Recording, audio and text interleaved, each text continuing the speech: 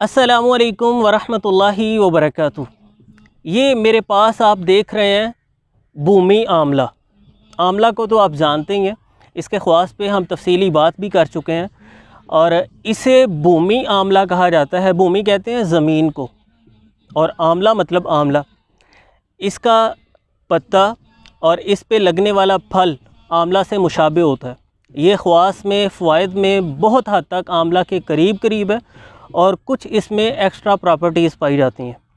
और ज़मीन पे क्योंकि इसका पौधा ज़मीन के करीब करीब रहता है, ज़्यादा से ज़्यादा तकरीबन 1 फुट तक ही होता है, इसी मुनासबत से इसे भूमि आंवला कहा जाता है, यानी ज़मीन का आंवला, ऐसा आंवला जो ज़मीन के करीब करीब रहता है। तो इसके ख़वास की अगर हम बात करें, इस पे तफसीली डिस्कस करना बहुत मुश्किल है क्योंकि इसके जितने भी फ़ायदे बयान किए जाएँ इसे पूरी तरह से कवर नहीं किया जा सकता। इस तरह समझें कि कोई भी इंसान जो इतने रोग में मुब्तला हो चुका है कि उसकी जीने की उम्मीद ही ख़त्म हो चुकी है, मायूस हो चुका है, उसके लिए ये ज़िंदगी की उम्मीद है। अल्लाह रब्बुल इज़्ज़त ने इसमें बहुत ज़्यादा कमालात रखे हैं। जिगर के हर तरह के मसाइल, यानी जिगर फैल रहा है, जिगर सिकुड़ रहा है, जिगर में किसी भी तरह की कोई ख़राबी पैदा हो गई है, सोजश पैदा हो गई है, जिगर की ख़राबी की वजह से जॉइंटस हो गया, यरकान का मसला बन गया है, जिगर के तमाम तर मसाइल में, इवन के जिगर अगर फेलियर की तरफ जा रहा है, अपना काम करना बंद कर रहा है, तो ऐसी सूरत में भी इसका इस्तेमाल इंतहाई मुफीद रहता है। ये हमारे लीवर को प्रोटेक्ट करती है, जिगर की हिफाजत करती है और जिगर में पैदा होने वाले तमाम तर मसाइल को ख़त्म करने की सलाहियत रखती है। इसी तरह स्प्लीन के मसाइल, तिल्ली बढ़ना शुरू हो जाए, तिल्ली में ख़राबी पैदा हो जाए, उसके लिए बेइंतहा मुफीद है। निज़ाम हज़म की हर तरह की ख़राबियाँ दूर करने में इंतहाई मददगार साबित होती है। ये पेचश को ख़त्म करती है, आंतों के अफ़ाल को बेहतर बनाती है, डायरिया वगैरह में इसका इस्तेमाल मुफीद साबित होता है।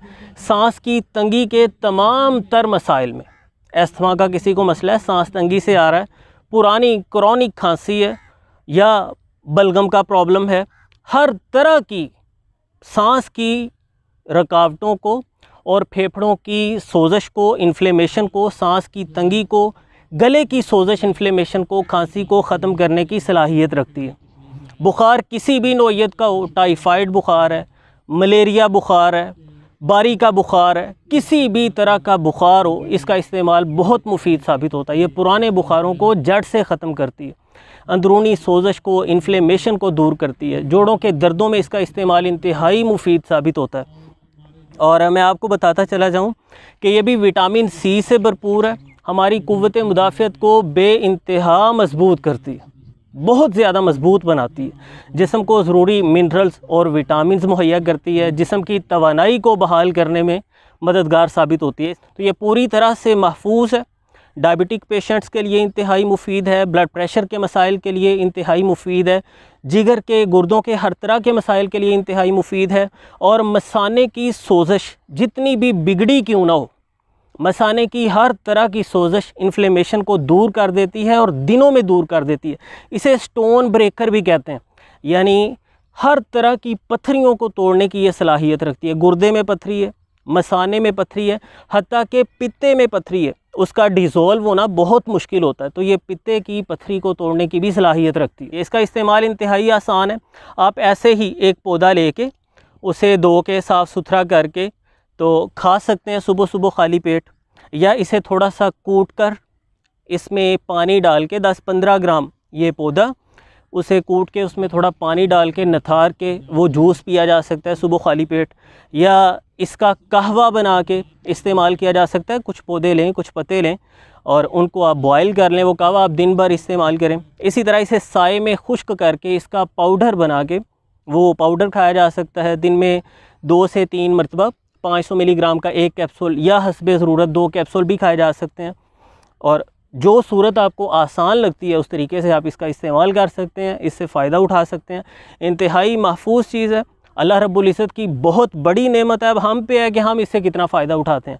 ये अमूमन बरसात के मौसम में ही मिलती है और थोड़ा टाइम ही इसका सीज़न होता है, बारिशों के सीज़न में ही ये पैदा होती है और फिर ये ख़त्म हो जाती है। तो आपको जहाँ कहीं ये मिलती है इसे कलेक्ट करके इसकी अच्छे से शिनाख्त कर लें। इसे कलेक्ट करके साए में खुश्क करके पाउडर बना के आप महफूज कर सकते हैं। ज़्यादा बेहतर है कि ताज़ा ही इसका इस्तेमाल किया जाए। अगर आप ताज़ा इस्तेमाल करते हैं तो ये सबसे बेस्ट है, लेकिन अगर ताज़ा इस्तेमाल करना आपके लिए रोज़ाना की बुनियाद पे पॉसिबल नहीं है तो इसका पाउडर भी खाया जा सकता है, इस्तेमाल किया जा सकता है।